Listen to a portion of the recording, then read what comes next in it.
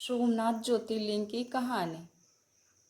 गुजरात प्रांत के कछवाड़ क्षेत्र में समुद्र के किनारे सोमनाथ नामक विश्व प्रसिद्ध मंदिर में यह ज्योतिर्लिंग स्थापित है। पहले यह क्षेत्र प्रभास क्षेत्र के शन नाम से जाना जाता था। यही भगवान श्री कृष्ण ने जरा नामक व्याध के बाण को निमित्त बनाकर अपनी लीला का संवरण किया था। यहाँ के ज्योतिर्लिंग की कथा का पुराणों में इस प्रकार से वर्णन है कि दक्ष प्रजापति की 27 कन्याएं थी। उन सभी का विवाह चंद्रदेव के साथ हुआ था, किंतु चंद्रमा का समस्त अनुराग व प्रेम उनमें से केवल रोहिणी के प्रति ही रहता था। उनके इस कृत्य से दक्ष प्रजापति की अन्य कन्याएं बहुत अप्रसन्न रहती थी। उन्होंने अपनी यह व्यथा कथा अपने पिता को सुनाई।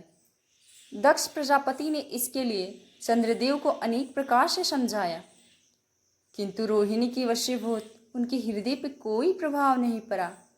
अंततः दक्ष ने क्रोध होकर उन्हें क्षयग्रस्त हो जाने का श्राप दे दिया। इस शाप के कारण चंद्रदेव तत्काल क्षयग्रस्त हो गए। उनके क्षयग्रस्त होते ही पृथ्वी पर सुधा, शीतलता, वर्षण का उनका सारा कार्य रुक गया। चारों ओर त्राही त्राही मच गई। चंद्रमा भी बहुत दुखी और चिंतित थे। उनकी प्रार्थना सुनकर इंद्र आदि देवता तथा वशिष्ठ आदि ऋषिगण उनके उद्धार के लिए पितामह ब्रह्मा जी के पास गए। सारी बातों को सुनकर ब्रह्मा जी ने कहा, चंद्रमा अपने शाप विमोचन के लिए अन्य देवों के साथ पवित्र प्रभास क्षेत्र में जाकर महामृत्युंजय भगवान शिव की आराधना करें।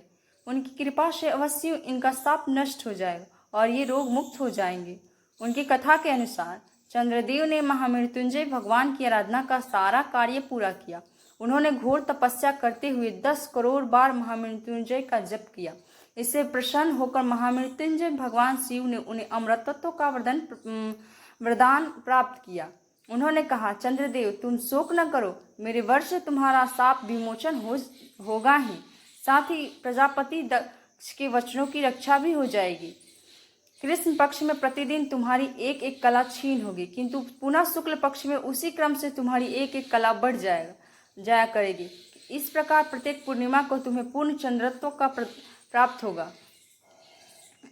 चंद्रमा को मिलने वाले इस वरदान से सारे लोगों के प्राणी प्रसन्न हो उठे। सुधाकर चंद्रदेव पुनः 10 दिशाओं में सुधा वर्षण का कार्य पूर्वत करने लगे। शाप मुक्त होकर चंद्रदेव ने अन्य देवताओं के साथ मिलकर महामृत्युंजय भगवान से प्रार्थना की कि आप माता पार्वती जी के साथ सदा के लिए प्राणों के उद्धारार्थ यहाँ निवास करें। भगवान शिव उनकी इस प्रार्थना को स्वीकार करके ज्योतिर्लिंग के रूप में माता पार्वती जी के साथ तभी से यहाँ रहने लगे। पावन प्रभास क्षेत्र में स्थित इस सोमनाथ ज्योतिर्लिंग की महिमा महाभारत, श्रीमद् भागवत कथा तथा स्कंद पुराण आदि में विस्तार से बताई गई है।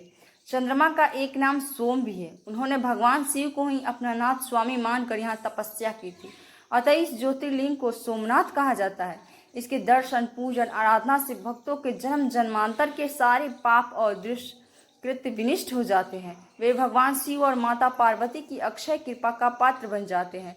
मोक्ष का मार्ग उनके लिए सहज ही सुलभ हो जाता है। उनके लौकिक परलौकिक सारे कृत्य स्वयं सफल हो जाते हैं। वीडियो अच्छा लगे तो लाइक एंड सब्सक्राइब करें और आगे के वीडियो को देखने के लिए धन्यवाद।